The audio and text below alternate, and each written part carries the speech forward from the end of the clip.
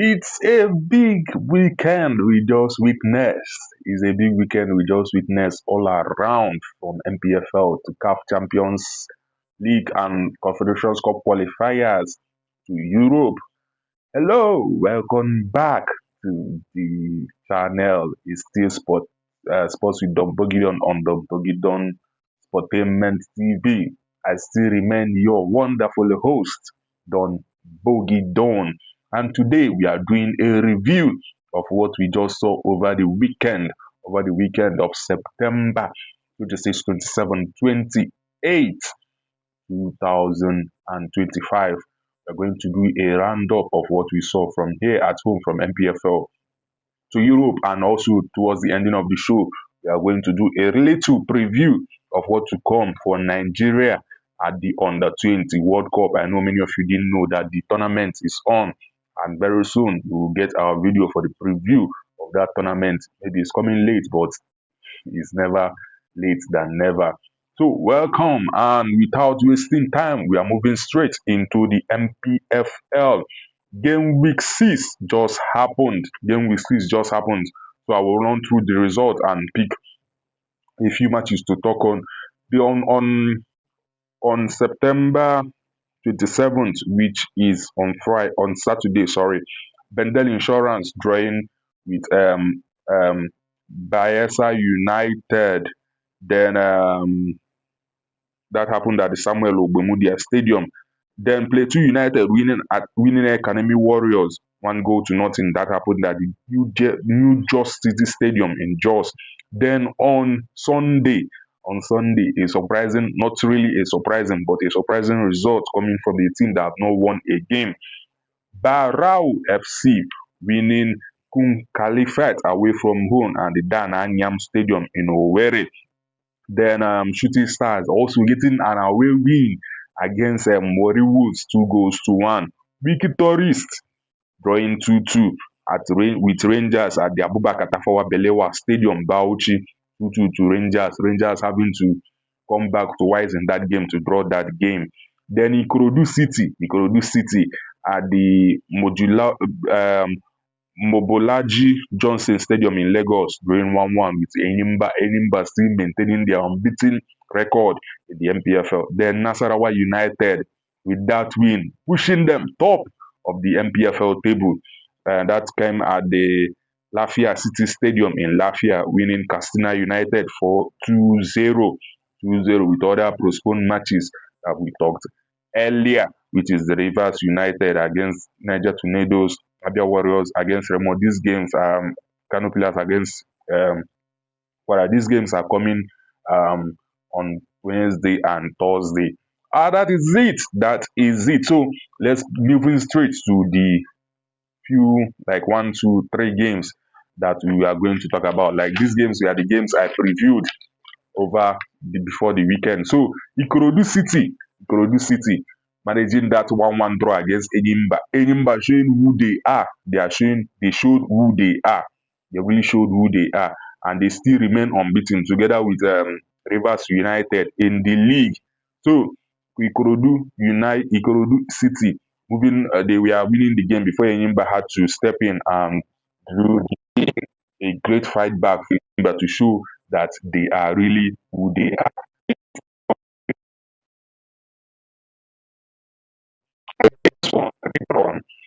Moving to Kum Khalifat against Barau. That was a relegation battle. Like I said earlier in the last game that I previewed, these two were meeting for the first time ever, and I predicted a Kum Khalifat 2-0 win. But Barau, who have not won a game this season, they were seated bottom in the league, managed to pick a point here, winning 3 goals to 1.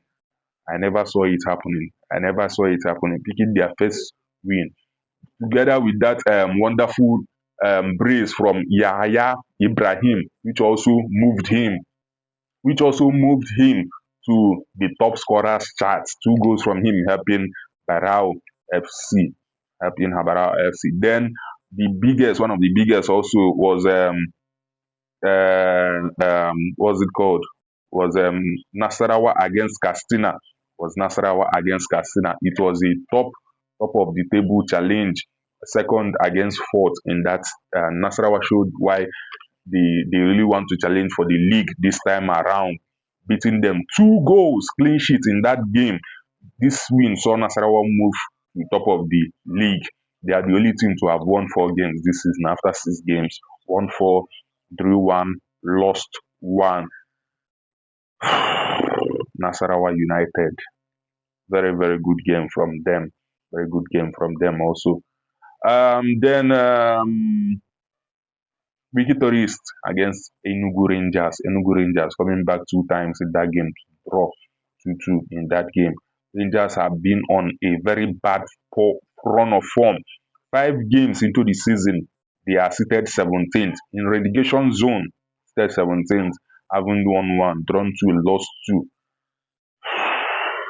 Scored 4 goals and conceded 5 with 5 points. That's a very precarious start of the season for Rangers. Precarious start. Precarious start for Rangers. Precarious start for Rangers. I don't know what else to say, but it's a very sad one. So straight to the table. Straight to the table, like I said earlier, Nasarawa topping. Enyimba also there, 6 points, but on 6 games, but on 12 points. Niger Tornadoes, having played just 5 games, sits third with 9 points. Castina, 6 games, sits fourth with 9 points. Rivers United have just played 4 games. Won 2, drawn 2, have 8 points. So they will be playing their games also. They will be playing their games. In the relegation battle, there is Rangers also there, 17th with 5 points. Barao, with that win, moving them 5 points, and they sit 18th. Then Kano Pillars, 4 games played, they have 4 points, sitting 19th. Then last, with that loss against Barao, they now moved to the last bottom in the league. 1 game won, 1 drawn, 4 loss with 4 points. That is Kun Kalifat FC. Kun Kalifat FC. Like I said earlier, the games lined up for this midweek, which was supposed to play this weekend, was scheduled. Rivers United against Niger Tornadoes coming up on the 1st. Then Abia Warriors against Remo Stars coming up on the 2nd. Then Kano Pillars and Kwara coming up on the 8th. All these games in October. Then from there, we jump to the CAF Champions League and the Confederations Cup qualifiers. And finally, the 2 legs have been played. The games are done. And sadly, the 2 teams we have in the Confederations Cup have been sent home. So what do we have? Kwara United at home in the return leg, lost to Asante Kotoko after going to Asante Kotoko to lose 4 goals to 3. Coming home, we hoped that they were going to win, but sadly they lost. They lost shamefully at home to Asante Kotoko, and in the aggregate score of 3 goals to 5. Then Abia Warriors having drawn at home 1-1 to the Joliba having drawn 1-1 to Joliba of Mali, went to Mali and lost 1-0, moving the aggregate score to 2-1. And for the Kwara United game, the coach of what's it called? The coach of Asante Kotoko had a message for the Kwara United coach saying, the Kwara United coach, who doesn't even have a license, was talking nonsense when I beat him in Ghana. I taught him sense by beating him again today in Nigeria. Kwara United, why? Why will you give the Ghanaians this opportunity to talk down on us? It's a very, very bad one and bitter one also. Then to people who make sense, Jerry, the Champions League. Remo Stars and Rivers United show why they are the best team in the land. Showed why they finished first and second, respectively. Remo Stars went away to Zilimajua and picked up a 1-0 win, moving the aggregate score to 5-0. Massive one for Remo Stars. That's what we are looking at. That's what we want to see. That's how you play the qualifiers. They are moving to the second preliminary games. Good one for Remo Stars. Rivers United also, after getting that 0-0 draw at Angelus de Congo over there in Congo. They came home at the Godswill Akpabio Stadium and won their game 1 goal to nothing, beating Angelus de Congo to move to the next round. They have picked their place in the next round. This is what Kwara United should have done to Asante Kotoko, but they lost at home. You can't be losing at home to a Ghanaian team. It's very abysmal. Of all the clubs to lose at to is a Ghanaian team. Look at what the Ghanaian coach had to come out and say. Kudos to Remo Stars and Rivers United. That's how to do your things. Then for the preliminary second round draws, Rivers United was drawn against the Black Bulls. The Black Bulls, the game is coming up on the 18th of October. The first leg, Rivers will be traveling to Black Bulls, and the 25th of October, they will be playing the return leg here at the Godswill Akpabio Stadium. We wish Rivers United all the best. It's been a long time we had a team from Nigeria represent us in the group stages. We always go out in the preliminary stages. And that's it for what we have for you in the CAF competition. From there, we talk about Nigerian players abroad. And the man making the headlines, Paul Ebere Onuachu, with that goal yesterday. Massive for him for Trans1sport. 5 goals in 7 games. He's top there in the chart for the Turkish League Golden Boot. Kudos to Paul Onuachu. And Puskas and FIFA, I hope you are watching that bicycle kick. I want to see it there. Already a goal of the season contender there in Turkey.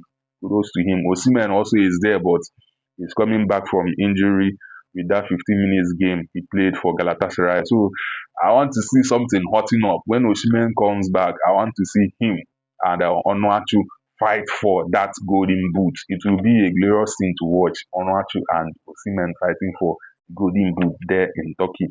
Of course, our brothers here in England for Fulham lost precariously and embarrassingly to Aston Villa, who hasn't been on form. Talking about Calvin Bassey, Alex Iwobi, Chukwueze. It was very, very sad to see them lose to Aston Villa. But the Sugar Club, we are rooting for them. Then from there, we'll move to Europe and talk about what we saw and what we witnessed over there. It was a dramatic experience, for us on Saturday with what we saw all around, with what we saw all around this weekend. A lot of teams who had records, they were shattered, from England to Spain to what's it called, to Italy. But let's go. We'll preview all that. Today. Without wasting much of your time, let's dive in straight to the Premier League.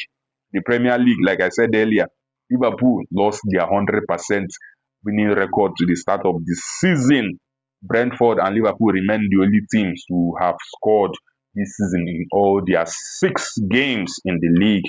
And Palace and Arsenal still maintain the best defense in the league, 3 goals conceded. And of course, the biggest one, Crystal Palace still remains the only unbeaten team in the Premier League, having played 6 games and lost none. Will they do it? I don't really know. But let's dive in straight to what we have. A review of the scores, of matches played. Brentford against Manchester United, we saw how that game ended 3-1 to Brentford. Sesko finally scoring his goal. Thiago, Thiago. You saw what he did against Manchester United. 2 goals from him. 2 goals from him. Bruno missing a penalty also in that game. I think this should be Bruno's second penalty missed in 7 games. That should be a worry. Should it be a worry for Amorim? I don't know. Should Bruno continue to be the penalty taker?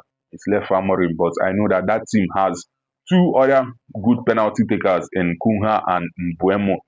So let's see what happens. If this continues, I think Bruno should be dropped from the penalty kick duties.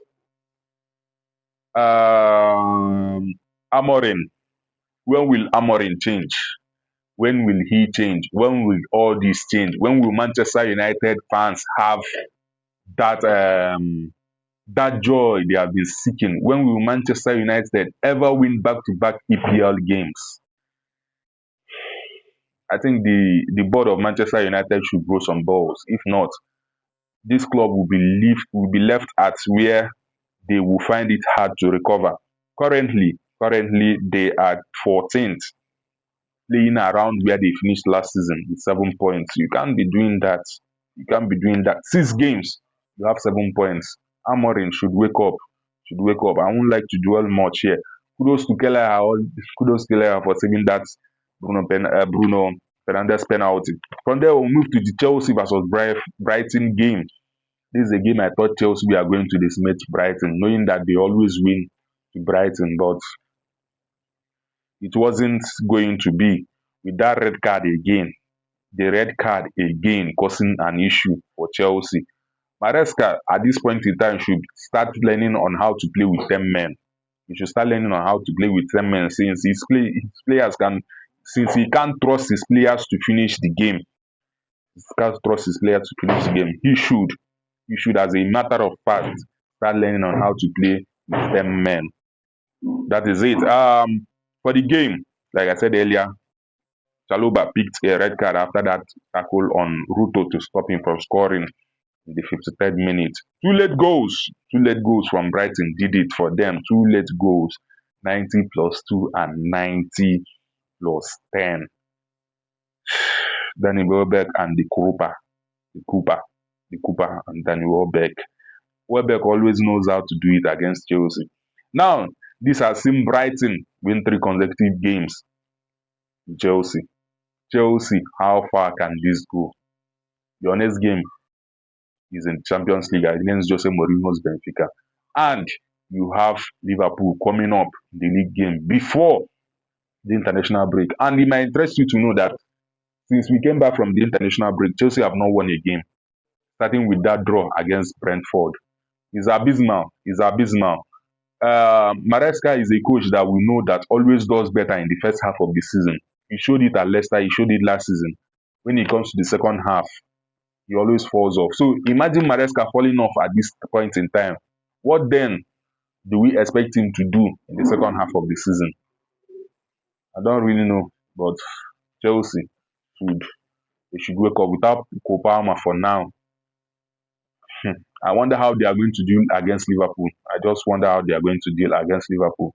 Then Crystal Palace against Liverpool. Late winner, late winner, late winner, late winner. Liverpool served their own medicine.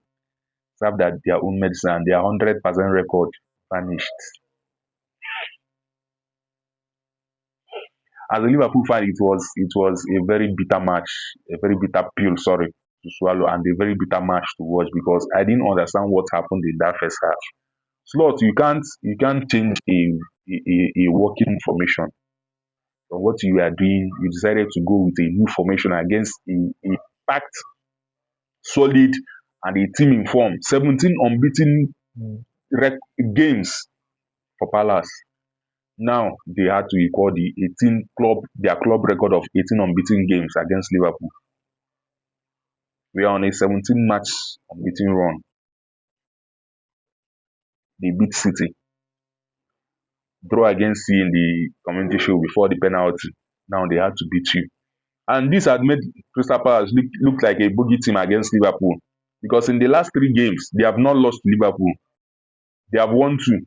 If we decide to count the PK win in the community shield as a win, they have now won 2 against Liverpool, drawn 1, unbeaten against Liverpool in the last 3 games. So they need to end that.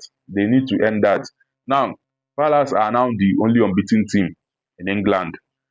And of course, Liverpool, your revenge should be coming in the EFL Cup at home on October 27. October 27. It has happened. Kudos to Palace in that game. Slot, moving forward, you should grow some balls and drop some players to the bench because it's not really working. Salah, I don't know, it's not really working. He should be dropped to the bench. Chiesa has shown that he wants to play. Play him. Kunata, I don't really know what his problem is this season. If he wants to go to Madrid, leave him, let him go. Florian Wirtz, I've been your biggest backup. I've been your biggest praise singer this season, but you have to show me. You have to deliver. If you are not going to deliver, you sit on the bench. Then come in and build your fitness. Back then, when Klopp was in the club, we saw him how he used to integrate players into the system. If Klopp was to be here, Vest won't be playing all these games. He would take time to get to the team to build his fitness and all those stuff. KK also should take. I don't know. You should be careful. These guys should wake up. You are the champions of this league. You are the defending champions. You should fight for this. You can't just give up. You should fight for this. Kudos to Kiesa, always trying to help the team and fight for the team. Zoboslai as well. Alison Becker was the reason why this game didn't end 5-1. That first half was abysmal. But that's by the way, let me not take much of your time. Moving straight to the Man City game. Man City whitewashed Burnley. I said it in my preview. This game is going to be a whitewash. Burnley coming to Etihad is going to be a whitewash, and they did 5 goals to 1. Erling Haaland turning up again. Erling Haaland as a player has really improved this season. But no, he's not just a goal scorer. He's now trying to link up plays. He's now trying to drop to the midfield to do the work, even defend also. We are in trouble. We are in trouble if this Pep and all his boys comes back from that injury. That's why I got angry with this game. Liverpool, you shouldn't be dropping these useless points. Kudos to Manchester City. Kudos to them. Erling Haaland with those goals. We thought he was not going to score, but late in the game, he turned up. That's who he is. 8 goals in the season. 6 games, 8 goals. Kudos to him. And this feature is a no-brainer. In the last 19 games, Manchester City have won 18 times against Burnley, drawn only 1. It's a no-brainer. It's a no-brainer. So, moving to what we just witnessed yesterday evening, Newcastle, you shouldn't be losing that game. You shouldn't be losing that game. Like I said earlier in my preview, I said this week will be one of the week that will define what will happen at the end of game week 38. This game week 6 is one of the weeks that when you look at the end of the league by game week 38, you will now say this happened. This one of the you say what happened in the game week 6 really affected what my outcome or where I finished, because Liverpool you lost, Chelsea you lost, Man U you lost, Arsenal won, Man City won. This was the week I hammered on this in my preview. Go back to my preview. I hammered on this. This week is very dangerous. This week, the FA that set up these fixtures, I said it. This week they knew what was going to come for this week, and Liverpool fell for it. Kudos to Arsenal. They have covered the points to 2 points now. Late goal again, set piece. If you know what will make you win this league, do it. I know people tackling Arsenal. They are corner FC. They are this. They are that. Like I said, kudos to Newcastle, and a lot of three controversial calls in that game. But we'll still discuss about that when we talk about things I noticed from this weekend. So I will leave that. Was that Gyökeres foul from Pope in the box a penalty? Was the Gabriel handball a penalty? So we'll still talk about that. But if, like I said, EPL referees every week they will always make us talk. They will always make us talk every week. The Salah ball, the handball for the Chiesa goal against Palace, was it a handball? We'll still talk about all this. So let me not waste much of my time. Kudos to Arsenal for covering up their points. 2 points behind Liverpool in the league. Kudos to them. Kudos to them. Massive kudos to them. Where else do I go? Okay, before I leave, let me talk about player stats. The player stats in the league. So far after game week 6, Erling Haaland also topping with 8 goals. Jadon Anthony of Burnley, one of the surprises this season, 4 goals. Antoine Semenyo, 4 goals for Bournemouth. Then for the assists, Jack Grealish still on 4 assists. Jeremy Doku, this season, he seemed to have been putting more output in his game, not just dribbling up and down. 3 assists. Mohamed Kudus for um, Tottenham, 3 assists so far. Then for the league table, Liverpool as usual, 15 points. Top Arsenal, 13 points. Crystal Palace, they might be the dark horses this season. Oh. Nobody is saying that they might be the Nottingham Forest of this season. Crystal Palace, third with 12 points. Tottenham, fourth with 11 points. Then bottom of the league, Burnley, 4 points after 6 games. 18th, West Ham, 3 points after 6 games, sitting on 19. Then Wolves, the only team to have not won a game. Only team to have not won a game. They are 1 point. 1 point. Wolves, I don't really know. Losing precariously to Leeds. Sorry.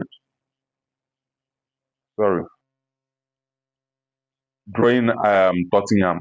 Tottenham, that was an abysmal game for Tottenham. You can't be drawing Leeds who are bottom of the league.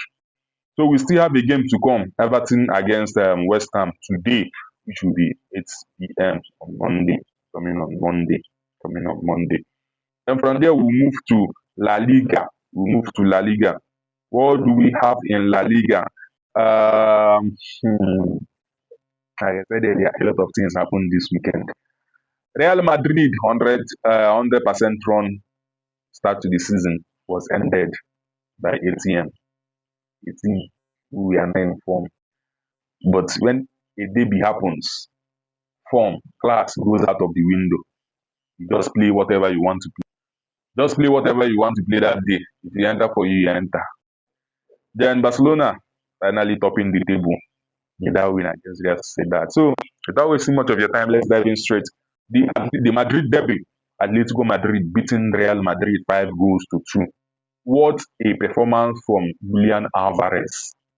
Coming back from that hat-trick win, making a return from that injury, scoring that hat-trick. And he produced another banger performance for Atletico de Madrid. 2 goals, one from the penalty spot and that marvelous free kick. You can't deny him that. He's the best. Of course, still scoring as usual. And doing well for Real Madrid. But at the end of the day, Madrid and Alonso's 100% record has been destroyed. Then from there, we go to the Barcelona versus Real Sociedad game. Yamal is back, and he showed that he is back. Wonderful performance from the young man. Lewandowski is still important to Barcelona, whether their fans like it or not. Lewandowski is still important to this Barcelona team I'm looking at.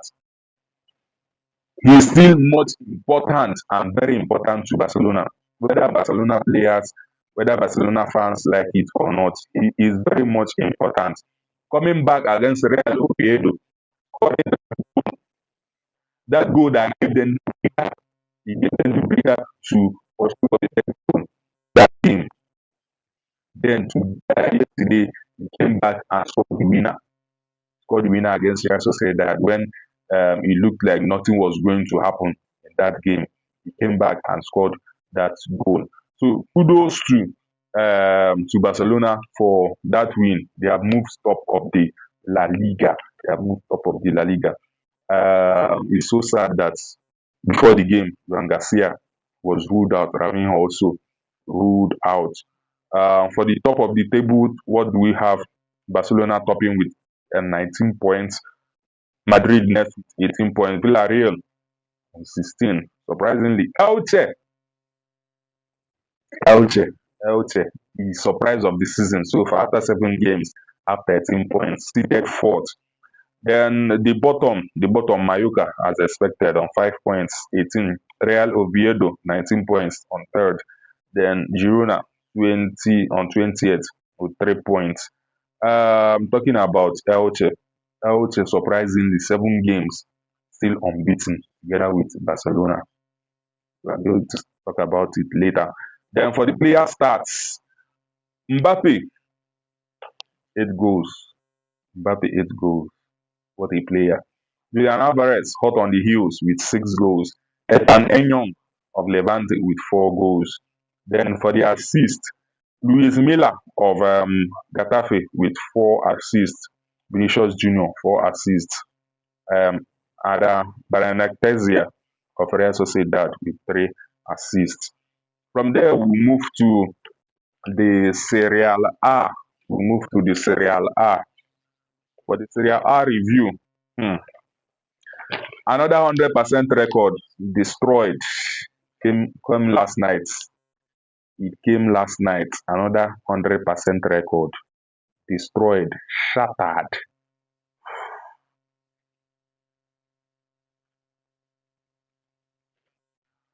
So Napoli's 100% record was shattered by AC Milan and Massimiliano Allegri. The man, the myth, the legend Allegri himself. So without wasting much of your time, let's dive into Juventus versus Atlanta game. Juventus versus Atlanta game. I predicted Juventus to win this game, but Atlanta, Atlanta, Atlanta, they really fought. They really fought for this game. Even with 10 minutes to go, when they went down to 1 man, Juventus couldn't break them down. Juventus managed to draw this game in the 78th minute. The red card came in the 80th against the room. The room.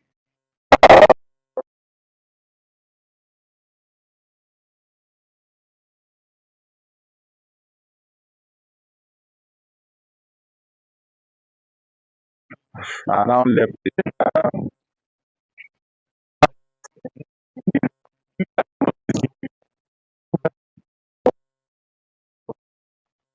That's it. That's how we saw it. So kudos to Atlanta for at least getting the draw with 10 men, 10 minutes to go. They managed to get a draw. Then Cagliari against Inter. Inter back to winning ways. They are back to winning ways. They have shoot themselves to fifth position with that. The man himself showed that he is still who he is. Um, Martinez, the captain, Lautaro Martinez, a man of the match performance from him. Then to the biggest match in Serie A, the match we wanted to see. AC Milan against Napoli. It was a 2 goal lead for Milan. They raced to a 2 goal lead before Estupinian, formerly of Brighton, had to get that red card, concede that penalty, which Kevin De Bruyne stepped up to score for Napoli. From then on, AC Milan locked it up with 10 men, locked it up with 10 men, and Allegri powered over Conte in this one. So, Napoli's 100% record shattered. AC Milan, by the way, are top of the table with that wonderful win. So, to the table already, Milan with 12 points, tied with Napoli, but they have better on goal difference of +6. Roma on third with 12 points. Juventus, like I said earlier, fourth with 11 points. Then bottom of the league, Parma 2 points, seated 18. Pisa 2 points, seated 19. Lecce 2 points. They have not won. I don't know what is happening in Serie A. I don't know what is happening in Serie A. 1, 2, 3, 4, 5, 6 teams are yet to win a game. Fiorentina in 15th, Hellas Verona in 16th, Genoa in 17th, Parma in 18th, Pisa in 19, and Lecce in 20 are yet to win a game. They are yet to win a game in Serie A. Very, very, very, very precarious situation there in Serie A. Then for the stats, Christian Pulisic extending his goal with 4 goals at the top. That goal yesterday made him stay clear. 4 goals at the top. Then Marcus Thuram, 3 goals. Nico Perez of Como with 3 goals. Then for the assist, Kenan Yildiz with 3 assists. Nico Perez tied also with 3 assists. Kustovic of Atlanta with 3 assists. So that is it for Serie A. Then we'll touch a little bit on the Bundesliga, just Bayern game. Bayern also proving to be the only team with the 100% record, powering over Bremen. They powered over Bremen. Harry Kane cannot just stop scoring. Luis Diaz cannot even stop contributing. He dropped an assist. Likewise, Olise in that game. They are the highest scoring team in the whole of Europe. Highest scoring team. They have 22 goals in that league. 22 goals in that league. What's it called? Eintracht Frankfurt doing so well also. 17 goals for them in that league. Then Borussia Dortmund also in second, powering, still unbeaten in Bundesliga, but they don't have the 100% record. They they are second. They won Mainz. They won Mainz. They won Mainz. Then for the stats has it that Hurricane has 10 goals. The man, Hurricane, has 10 goals. Can Uzon of Eintracht had 5 goals. Phoenix Asalin of Hoffenheim has 4 goals. Then for the assist, Adrich Illich has 4 assists for Union Berlin. Then Risto Duan, 3 assists for Frankfurt. Can Uzan from Frankfurt again, 3 assists. That is it. Then for the table, like I said earlier, Bayern still topping 15 after 5 games. Borussia Dortmund 13 points. Leipzig 12 points. Frankfurt 9 points after 5 games. Then last, the relegation team are Heidenheim. Heidenheim 3 points, sitting 17th. Then Mönchengladbach 2 points, sitting 18th in the league. Then Ligue 1 just touch on topping teams in Ligue 1. PSG 1-2-0 against Auxerre and Lyon winning away to Lille.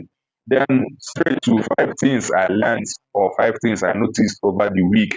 Like I said, number one, the 100% record has been shattered for Liverpool losing against Crystal Palace, for Real Madrid losing against Atletico Madrid, and Napoli losing against um, AC Milan. So Bayern still remain the only team with a 100% winning record in Europe top 5 league. So that is it. Number 2, Crystal Palace, Elche, Barca, or let me say Crystal Palace and Elche are the surprising teams this season. They are unbeaten in Europe top 2 competition. Crystal Palace is the only team not to have lost in EPL so far after 6 games. Elche, another team to have not lost so far in La Liga after 7 games, together with Barcelona. Barcelona's own, we know they can do it, but I just pick these two, Crystal Palace and Elche, surprising teams to have not lost so far this season in the leagues, in their respective leagues, in the top 2 leagues in Europe. Then number 3, can Arsenal ever stop scoring from corners?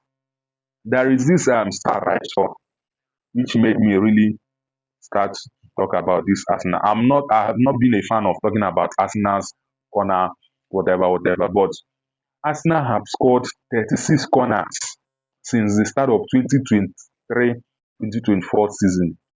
They have scored 15 corners more than their nearest rivals, which are Chelsea and Tottenham, which means um, these two are on 21 corners scored, while Arsenal on 36. Impressive. You might question Arteta, you might judge Arteta, but when it comes to EPL, anything that you want to do to score, do it. Against Newcastle, that game saw 3 corners scored. Arsenal scored 2. You get what's it called? Newcastle scored 1. Watermaid scored 1 for them. So Arsenal can never stop scoring corners. If that is what will make them win the league, they should go on and keep scoring it. If other EPL teams don't want to learn, they should sit there and wait to Arsenal.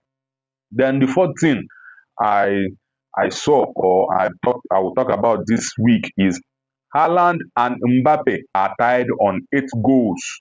Who is going to win the Golden Boot? Who is going to finish above each other this season? Will it be Haaland? Will it be Mbappe? So far, Mbappe has played 7 league games, scored 8 goals. Haaland has played just 6, scored 8 goals. So who will win the Golden Boot between these two? Will it be Mbappe? Will it be Haaland? Haaland so far has improved his game. He's always dropping back. He's always doing the link up play, unlike the Haaland we know. So I don't really know, but it's left for you to answer. Who will win the golden boot between these two? Apart from what Harry Kane is doing, Isak has not really kicked in, but with what I'm seeing from these two, who will finish above each other, Haaland and Mbappe. Then the fifth thing, I'll talk about the EPL referees. Can we go any week without the EPL referees giving us something to talk about?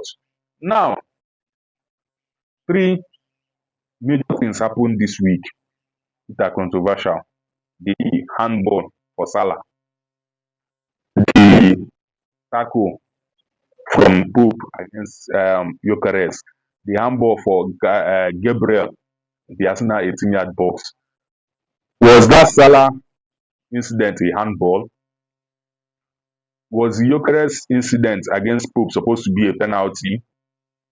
Was the Gabriel handball supposed to be a handball? So it's all left for you to answer. For me, from my own, I don't really think that Salah contacted that ball with the hand. That's for me. It's a Liverpool, whatever. But that's my own opinion. That should have been a goal. The Gyökeres tackle from Pope should have been a penalty. The Gabriel handball should have been a handball. That is my opinion on that. So it's now left for you to say whatever you want to say. Then talking about, like I said earlier, the under 20 World Cup is on. Nigeria will be playing today. They will be playing today 9 p.m. Playing today 9 p.m. Um,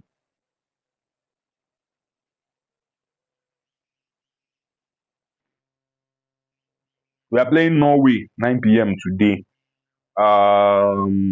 Two African nations have played. Japan beating Egypt in that kickoff 2-0. Yesterday, Morocco turned up winning for Africa. They won Spain 2-0. A surprising result. A surprising result. Then today also 9 p.m. two of the African nations will be playing. South Africa will be coming up against France and Nigeria will play in Norway.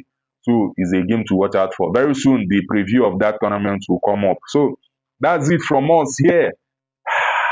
I've really taken a lot of your time, but I thank you all who have followed us to this point of the video.